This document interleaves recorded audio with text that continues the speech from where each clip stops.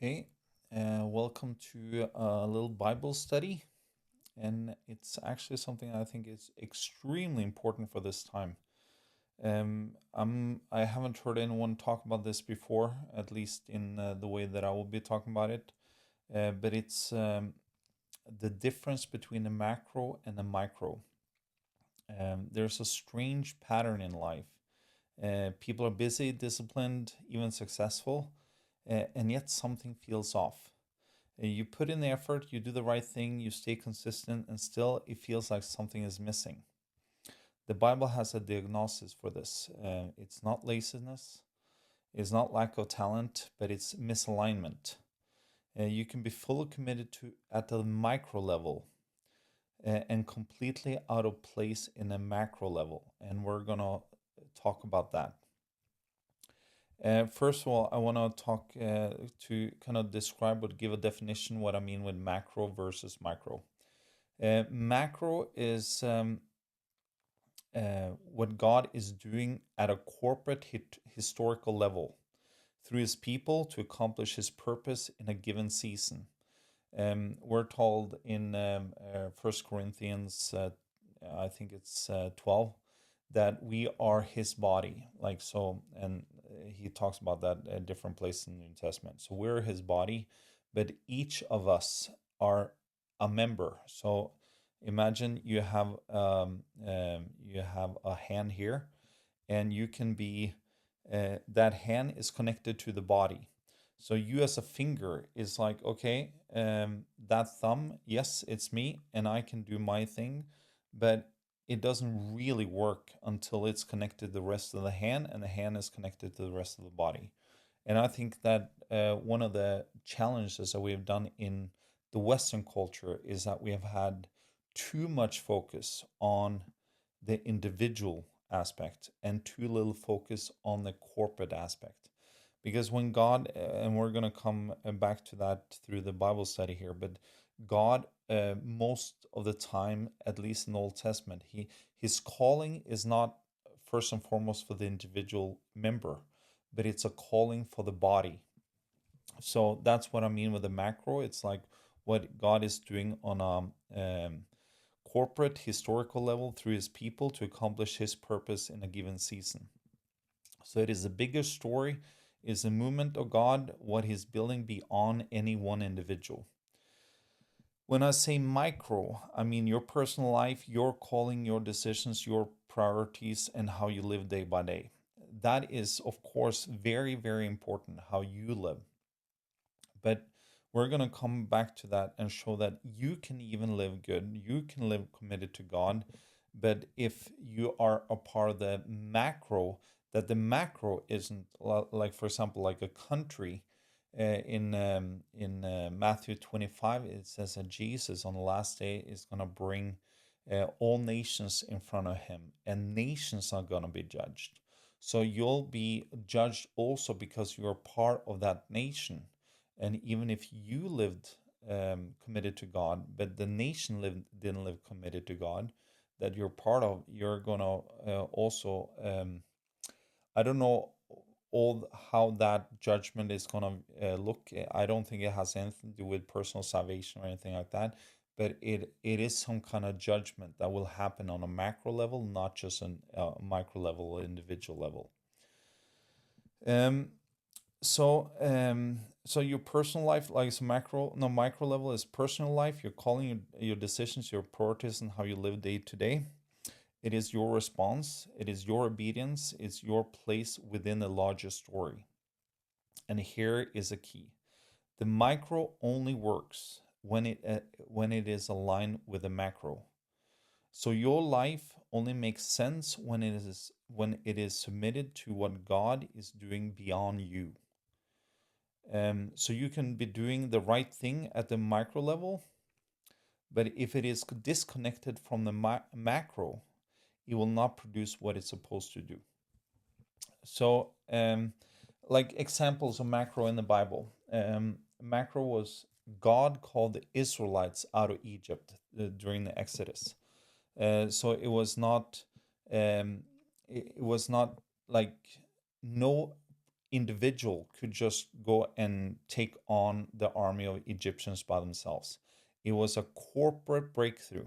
Imagine this, like imagine you're Israelite and you've been in Egypt for 200 years. So it's still 200 years until Moses comes and takes you out of Egypt. You're a slave, and no matter what you do, like for example, like look at the financial part of it. You're a slave, you're owned by the Egyptians, and you can work really hard and maybe get a bigger house and a little better house than your neighbor's slave, but you're still a slave. Coming to freedom didn't happen until it was a corporate breakthrough. So you couldn't really have individual breakthrough in that because it was um, the macro level was still in a corporate slavery. Like, so you were part of a nation that was still in slavery. You could still have a personal relationship to God, but your life didn't really come and break through and have when you lived under that, you kind of lived under a ceiling. You could only live up to this level. When Moses came and when God freed the Israelites out of Egypt, then the ceiling was lifted a lot higher. So the whole country, every individual in that country could live a total different life than they could do in slavery. So that's what I mean with the difference between macro and micro. Another macro moment in the Old Testament was the Israelites entered the promised land. It was not something that a few people could do, it was something that the whole nation had to be a part of. And then the one of the best examples, I think, is when the Israelites was in exile in Babylon. We read from Jeremiah 29, and we start at verse 4. Then it says, "This is what the Lord Almighty, the God of Israel, says to all those I carried into exile from Jerusalem to Babylon: Build houses and settle down. Plant gardens and eat what they produce. Marry and have sons and daughters. Find wives for your sons and give your daughters in marriage, so that they too may have sons and daughters. Increase in number there, do not decrease. Also seek the peace and prosperity of the city to which I have carried you into exile. Pray to the Lord for it, because if it prospers, you too will prosper." And then we read verse 10 and 11, and Jeremiah 29:11 is a very known verse, but let's also read verse 10. "This is what the Lord says: When 70 years are completed for Babylon, I will come to you and fulfill my good promise to bring you back to this place. For I know the plans I have for you, declares the Lord, plans to prosper you and not to harm you, plans to give you a hope and a future." Okay, so here we read that the Israelites were, as a corporate body, they were brought into Babylon as a punishment by God. So the whole nation was under punishment or disciplined by God. And then God says that while they're in Babylon, they should build houses, they should settle down, they should pray for their government, or like the Babylonian government, and seek their welfare, because in their welfare, they also would have welfare. And you should have daughters and you should increase in number. But it is said to it is limited to 70 years. So imagine you're building your house in your 69th year and you are doing God's will. But if you did the exact same thing in the 71st year, you're outside of God's will, because the macro calling of the land, or the country, was then to go back to Israel. So here is a great example of that. Even if you do the right thing in one season, it doesn't mean that it's the right thing to do in the next season. Um, because here it's like Daniel, for example. When you read the book of Daniel, he sees this prophecy of Jeremiah, and he starts to prepare for them to be brought back to Jerusalem. So he fasts for 21 days, and that's when the angel comes to him and he sees all these visions. And also Cyrus, which was then he came in and became the king of Babylon. Well, he was a Medo Persian. So Cyrus comes in. He's prophesied 150 years before he was born through the prophet Isaiah. And you read about that in Isaiah 45, for example. And he also saw that, okay, there's a new season in life. Even though he was not a part of God's people, he aligned himself with the macro picture or the macro calling of what God was doing on the earth at that time. So everyone had their own part. And then we see that we read about Ezra, the book of Ezra and Nehemiah. They were also like they were brought from Babylon back to Jerusalem, and their calling then was to rebuild Jerusalem. One in Ezra, we see that it was rebuilding of the temple, rebuilding of the ministry to God that was in the temple, and in Nehemiah we see that it's rebuilding of the wall. And in Nehemiah, the book of Nehemiah, is also a great picture because there you had the macro calling for the community was to rebuild the wall. And so Jerusalem was surrounded by a wall, and it used to be a wall there, but it was torn down by the Babylonians, like in Nebuchadnezzar 70 years before. So they were rebuilding the wall. And then imagine you have a wall protecting a city or something like that. If there's a breach in the wall, if you do only this part of the wall and you have a breach, the enemy can come in here and everyone suffers. Is not just, well, I did my part. Well, everyone has to do their part in order to reach the security that God had wanted for them. And so each family, each member, like if you take the picture of a body, each member had to do their part of rebuilding the wall. If that hand didn't do its part, the wall wouldn't be made, it wouldn't be built. So then the whole community would suffer. So that's a great picture of, yes, you have a calling. For example, Nehemiah, each family had a calling to rebuild their part of the wall. So my family was going to build the south side of the wall. Your family was going to build the north side of the wall. And so different families build different side of the walls. But everyone had to join and everyone had to understand the bigger picture. Now, as a body, we're called to do this. And then we come to the prophet Haggai. What had happened is that, okay, you had come home from Babylon, so all the people had gone, or a big part of the people had gone home from Babylon and gone back to Jerusalem. And then they had gotten a very clear prophetic word that they were going to rebuild the wall and rebuild the temple. Well, they had started to rebuild the temple, but then they had stopped. And in Haggai chapter 1 from verse 2, it says, "This is what the Lord Almighty says. These people say, the time has not yet come to rebuild the Lord's house." So they knew the calling. They have heard the prophetic word. Okay, we're going to rebuild the Lord's house. But they were like, well, the time hasn't come. It's not the right timing. And then in verse 3 it says, "Then the word of the Lord came through the prophet Haggai. Is it a time for you yourselves to be living in your panel houses while this house remains in ruin? Now, this is what the Lord Almighty says: Give careful thought to your ways. You have planted much, but harvested little. You eat, but never have enough. You drink, but never have your fill. You put on clothes, but are not warm. You earn wages only to put them in a purse with holes in it." So here what you see is that they had a corporate calling. So their corporate calling was to rebuild the temple.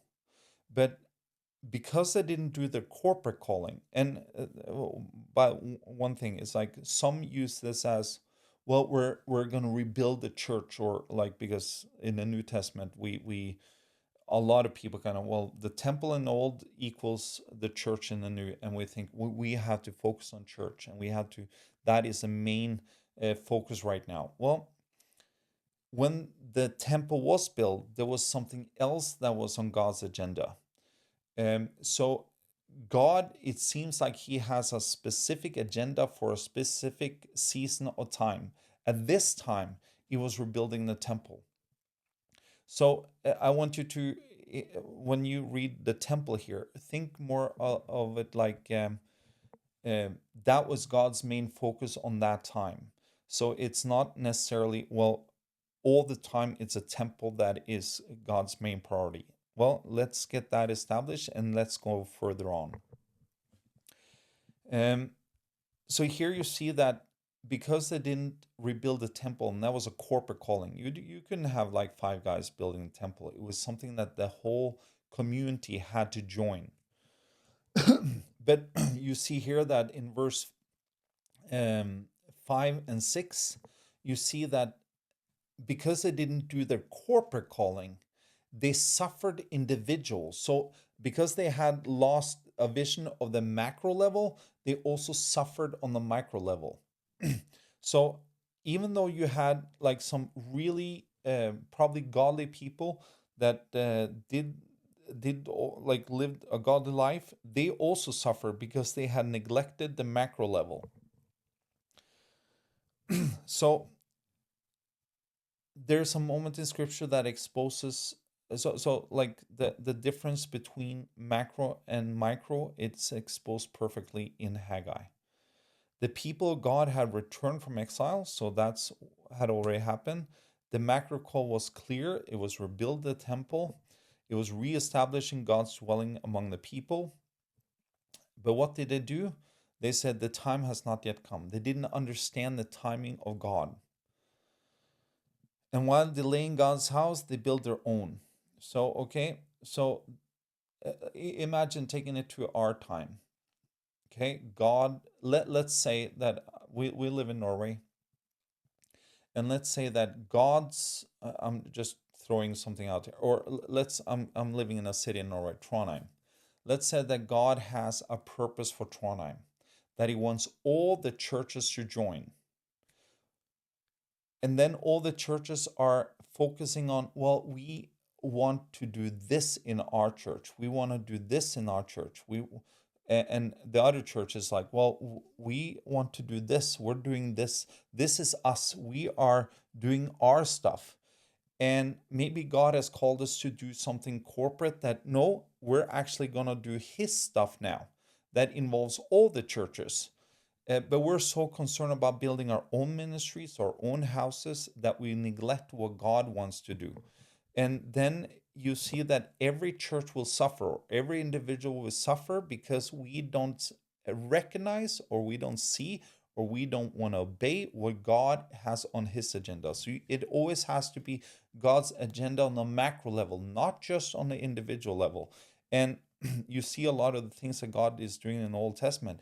It happened, it needed the whole part of the community, at least a big part of the community, or the main part of the community had to join in order to do it. You couldn't build a wall and just have like five guys doing that around Jerusalem. You would spend like hundreds of years.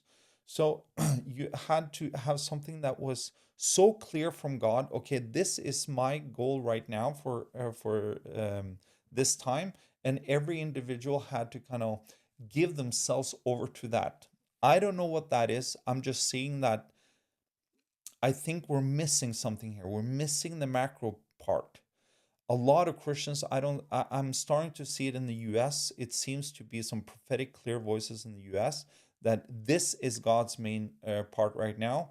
But I don't see that, for example, happening in Norway. I don't see, well, this is what God has called the Norwegian church to stand up for right now. I don't see that. And I think that there's some truth in this. And what it is, I don't know yet. So I'm seeking God on that. Um, so back to Haggai, while delaying building God's house, they build their own. They build their comfort, their security, their lives. They didn't reject God. They just reprioritized him. So they didn't say like, well, we don't want to build a temple. They were like, well, it's not time yet. I want to focus on me first. And then it comes to the consequences. You sow much but harvest a little. You earn wages only to put it in a bag with holes. So, and this is not random. This is what life feels like for a lot of us, because I think that we don't have a clear vision of what God's purpose for the corporate is. So we're doing our stuff, we're trying to live, um, we're kind of the slaves in Egypt. We're trying to live a godly life, we're trying to follow God. But if it's not a corporate breakthrough, because the powers keeping us is so big that it's something that we all have to come together to get a corporate breakthrough, it's not just enough for the individual. Um, so, kind of trying to wrap this up. In the New Testament, we are the body of Christ. We're seated in with Christ's heavenly places, and he says that he has put the devil under our foot. So, if you view a body, it's like, okay, Jesus is the head, we are his body. So, I'm not the body, you're not the body, you're not the body, but I'm a member of the body, and I have to do my part in order for the whole body to work. But there's certain things. For example, right now I'm sitting in a chair. I have a Coke here. I can drink. I can use my left hand drinking this.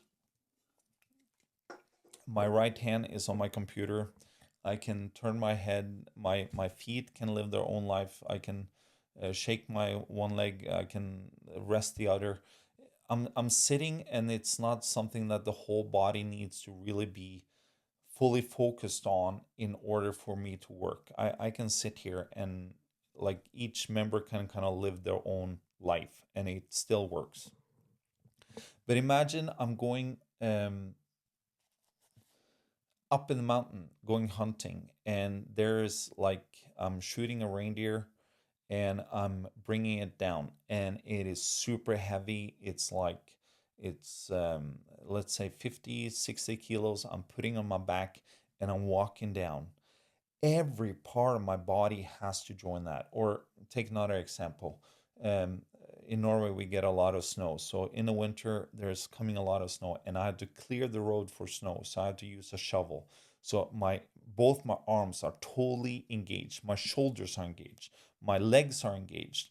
My eyes are engaged. My brain is engaged because I had to figure out what is the most efficient way to do this, and how do I do this in the best way. But my whole body is engaged. It's not something, well, my hand can't live its own life then. If I don't have one hand to use, it's going to be really hard to clear the road from snow. The whole body has to be engaged. And we are about to enter a time now. This is the closest I come to a prophetic word. We are about to enter a time now where the whole body has to be engaged. And if the whole body isn't engaged, we're not going to be able to do the things that God has called us to do, because what God is about to calling us to do is something that's going to be on a corporate level. It's not going to be just on an individual level. Rick Joyner, one of the heroes that I have that I've followed for 30 years, he has prophesied a lot that has come to pass. And one of the things that he prophesied and saw is that we're about to enter a time of huge revival. He saw like this, it's more like a tsunami wave coming. But everyone, the whole body has to be engaged of that. In Ephesians 4, it says, for example, like the ministry gifts, like the apostle, prophet, pastor, teacher, evangelist, all those ministry gifts are not put in the body to do the ministry, but they're put in the body to equip you and me to do the work of the ministry. Everyone has to join. And most of the churches that we have today is like you have a few people that do the ministry, they're standing on the pulpit, and then you have most people sitting in the pews and they're just listening, and they're trying to kind of support the one guy up there doing ministry. That's not what God has called us to do. He has called every one of us to do the work of the ministry. I'm supposed to do the work of ministry. You're supposed to do the work of the ministry. The apostle, prophets, teachers, evangelists, and pastor, they are supposed to equip you and me to do the work of the ministry. And we are about to enter a time. Rick Joyner says that within 2 years, he said that a few months ago. So he thinks it's about 1.5 year left. I'm doing this now in the end. Tomorrow is the 1st of May in 2026. So we have, so I guess in the transition between 27 and 28, he saw that we're about to enter like a huge revival. That means that I have to be involved, you have to be involved, and we have to figure out what part of the body. First of all, we have to figure out what part of the body am I. If I'm a thumb, I have to be the best thumb I can be. I can't be a little finger. I can't be a nose. I can't be an ear. I can't be a knee. I'm a thumb. And in order for me to work as a thumb, these are the people or the other members that I'm working the closest with. So if I'm a thumb, a right hand thumb, I'm close to this finger on my right hand, this finger, this finger, this finger, and those fingers are all connected to the right hand and to the right shoulder. Yes, you're part of the same body as the knee and everything like that, but these are the people you're the closest to and working the closest to. And if, for example, you don't know that you're a thumb and you're trying to be something else, it's going to just be a nuisance both to you and to the others. So that's important. But I think that because we don't have a revelation of that, we are all a part of the same body. And the body actually is a lot more important than the members. Yes, the members are important, but they are important in the way that they are part of the body. If I take this thumb and throw it off, it does nothing. It's going to die and it's going to just lay there. It's the body that has a calling by God. He is calling the body. And when you're called as a thumb, it's in submission to the body, it's submission to the call that God has placed on the body. It's not just you can't fulfill the calling of God just as an individual, just by being by yourself. It has to be a part of the bigger picture. But I think that a lot of us, we are unable to figure out what part of the body we are because we don't see the body, and we don't have a revelation of the body, and we don't see what the body is called to do. So for example, if like in at the time of Nehemiah, everyone in Israel that was back in Jerusalem then knew that, okay, the calling for us as a group is to rebuild the wall. Okay, that was the first thing that they had a revelation of. Okay, we are supposed to rebuild the wall. And then it was like easier. Okay, you have that part. Okay, I am a thumb. I'm gonna do that part of the wall. But if you didn't have any inkling or any understanding of that, the calling of God is the wall, what am I supposed to do? Then it would be really hard to understand the calling that you have as an individual. And I think also in this, I think that there's a lot of people that are living good lives, godly lives, as we read in Haggai, for example. They sowed much, they did a lot of work, they did a lot of hard work, but they harvested little. And it was not because they themselves individually was living horrible lives. No, it was not that.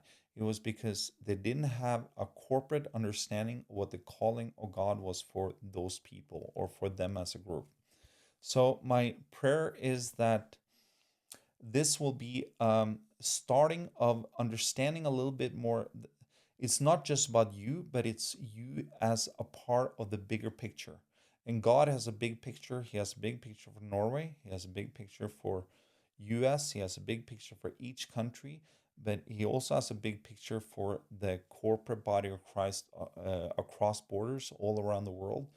But we have to seek God for the calling of the body, not just individual. We have to seek God now for the calling. What is God calling the church in Trondheim to do? Not just what is God calling my church to do. We have to seek God for what is God's calling for the body in Norway to do, not just what is God calling my church or me individual to do. And that's where we had to ask God to send. It says, like in Ephesians 4, that Jesus went up to get gifts to give to the body. And the gifts that he gave to the body was a prophet, teacher, apostle, and stuff like that. So we had to ask God, bring us the apostles, bring us the prophets to give us the clear vision. Oh, okay, we're going to rebuild the wall now. Okay, that's God's purpose right now. And it's for this time. It's like we both need the picture of what is God's calling, and we need also the understanding of his timing. Because if you did the timing of, like back to when these lights were in exile in Babylon, if you did the timing there wrong, you, because God did say, like, you're going to build houses here, you're going to be a blessing to the nation, but let's focus on the build houses there. If you started to build the house that God has said, this is the thing that you're going to do, but you started to build that house in that place in the 71st year, when actually God's calling then was to go back to Jerusalem, you were outside of God's will. So we have to seek God for a corporate understanding of what is God is calling us to do right now. So I hope this was something that could kind of stir the way that you think, and hopefully we're gonna God is gonna raise up prophets and raise up voices for the individual nations to seek to be able to see what is God's purpose right now for this group of people, because we have to get away from, well, it's all about me, it's all about my family, it's all about my church. No, it's not just about us. We are a part of a body. The body is the one that gets a call, and our calling is submitted to the big picture, to the big calling by to the body. So I hope that is something that can help you stir some of the thoughts and seeking God in maybe a different way that we have done before. So I hope that this can be an encouragement for you, and I hope that God is going to raise up prophets to Norway, my nation, to US, to countries all over the world, because we need that. So if you like this, please subscribe, please share, and yeah, and please write a comment. And if, like, I've only seen a small picture of this, I do believe that this is a revelation that God is coming with, and I'm just seeing a little glimpse into it. So it's together with all the body, the saints, that we see the big picture. So if you have a part of the picture, please share. So God bless, take care, and I'll come back and have another episode soon. Okay, bye.